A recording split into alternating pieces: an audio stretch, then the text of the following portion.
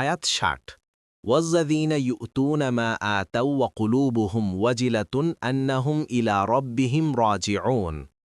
অনুবাদ, আর যারা যা দেয়ার তা দেয় ভীতকম্পিত হৃদয়ে, এজন্য যে তারা তাদের রবের কাছে প্রত্যাবর্তনকারী। তাফসির ১ নং ফুটনোটের বিবরণ। ইউতুনা শব্দটি ইতা শব্দ থেকে উদ্ভূত। এর অর্থ দেয়া, খরচ করা এবং দান খয়রাত করা। তা জাকাতও হতে পারে, আবার নফল সাদাকাও হতে পারে।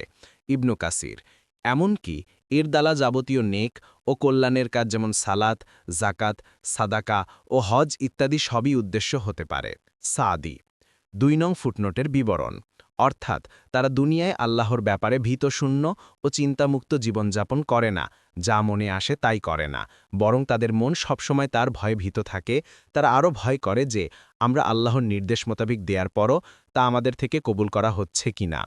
আয়েশা সিদ্দিকা রাদিয়াল্লাহু আনহা থেকে বর্ণিত, তিনি বলেন, আমি রসুলুল্লাহ সাল্লাল্লাহু আলাইহি ওয়াসাল্লামকে এই আয়াতের মর্ম জিজ্ঞেস করে বললাম যে এই কাজ করে যারা ভীতকম্পিত হবে তারা কি মদ্যপান করে কিংবা চুরি করে? রসুলুল্লাহ সাল্লাল্লাহু আলাইহি ওয়াসাল্লাম বললেন, না হে সিদ্দিক, ত নয়, বরং এরা ওই সমস্ত লোক যারা সওম পালন করে, সালাত পড়ে। এত সত্ত্বেও তারা শঙ্কিত থাকে যে সম্ভবত আমাদের এই আমল আল্লাহর কাছে আমাদের কোনো ত্রুটির কারণে কবুল না হবে। এ ধরনের লোকই সৎকাজ দ্রুত সম্পাদন করে এবং তাতে অগ্রগামী থাকে। হাসান রাহিমাহুল্লাহ বলেন, আমি এমন লোক দেখেছি যারা সৎ কাজ করে ততটুকুই ভীত হন যতটুকু তোমরা মন্দ কাজ করেও ভীত হও না।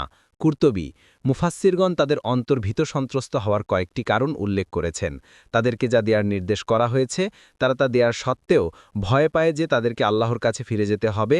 তিনি প্রত্যেকের যাবতীয় গোপন ও প্রকাশ্য বিষয় জানেন, তাই তাদের দান যথাযোগ্য পন্থায় হয়েছে কিনা সে ভয়ে তারা ভীত। অথবা তারা তাদের প্রভুর কাছে ফিরে যাবার কারণেই ভয় করছেন, কারণ তার কাছে কোনো কাজই গোপন নেই, যে কোনোভাবেই তিনি ইচ্ছা করলে পাকড়াও করতে পারেন। তাছাড়া আয়াতের অন্য কেরাত হল তাও অর্থ হবে তারা যা কাজ করার তা করে, তারপর তারা ভয় করে যে তাদেরকে তাদের রবের কাছে ফিরে যেতে হবে, ফলে তিনি তাদের কাজের হিসাব নিবেন, আর যার হিসাব করা ভাবে নেওয়া হবে তার ধ্বংস অনিবার্য। ইবনু কাসির, ফতহুল কাদির।